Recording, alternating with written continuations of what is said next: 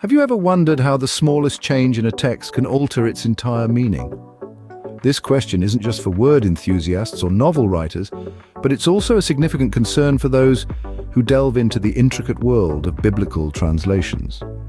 In the 19th century, two scholars, Westcott and Fenton John Anthony Hort, undertook a momentous task. Their objective? To revise the English translation of the Bible. The English Revised Version, their brainchild, has greatly influenced nearly all modern translations that we see today, but there's a catch. As they sifted through the original texts, a number of phrases were left out, phrases that at first glance may seem trivial, but upon closer inspection hold profound significance. Let's zoom into the book of 1 Corinthians, a book that has, over the centuries, offered guidance, comfort, and a deeper understanding of the Christian faith. But in the hands of Westcott and Hort, this book saw several omissions. Phrases like "I thank God for us" and "in your spirit, which are God's," just to name a few, were nowhere to be found in the English Revised Version. Now, you might wonder, why does it matter? They're just a few words, right? But in the realm of biblical translation, every word carries weight. Each omitted phrase subtly shifts the message and the interpretation of the texts. For instance, the phrase "I thank God" in 1 Corinthians 1:14 is a clear expression of gratitude and acknowledgement of divine providence. Its absence could potentially alter the reader's perception of the text's tone and underlying message. Similarly, the omission of "for us" from 1 Corinthians 5:7 removes a layer of personalization, possibly distancing the reader from the text. As we delve deeper, let's consider the impact of these omissions on our understanding of the deity of Jesus Christ. After all, it's not just about the words that are written, but also about the words that are left unsaid. Now, let's dissect some of these omissions and understand their profound impact. Our first stop is at 1 Corinthians 1:14, where the phrase "I thank God" is omitted. This phrase, in its original context, expresses gratitude to the divine.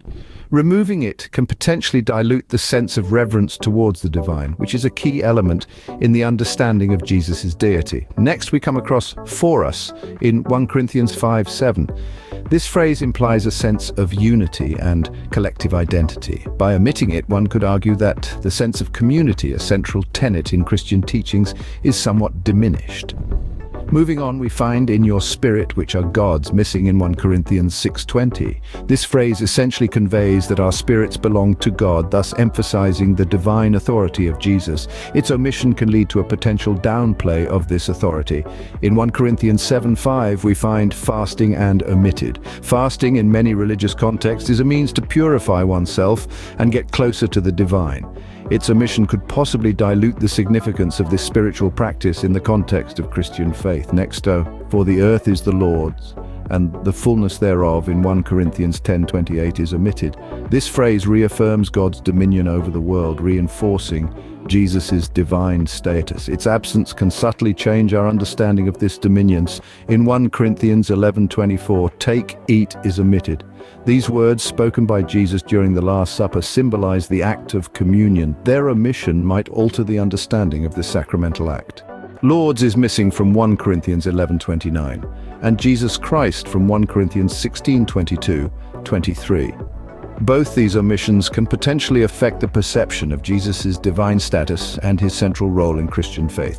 These omissions, subtle as they may be, can deeply alter our understanding and interpretation of the text. So what do these changes mean for us and our understanding of the Bible? When we reflect on the omissions made by Westcott and Fenton John Anthony Hort, we're reminded of the power held by those who translate sacred texts.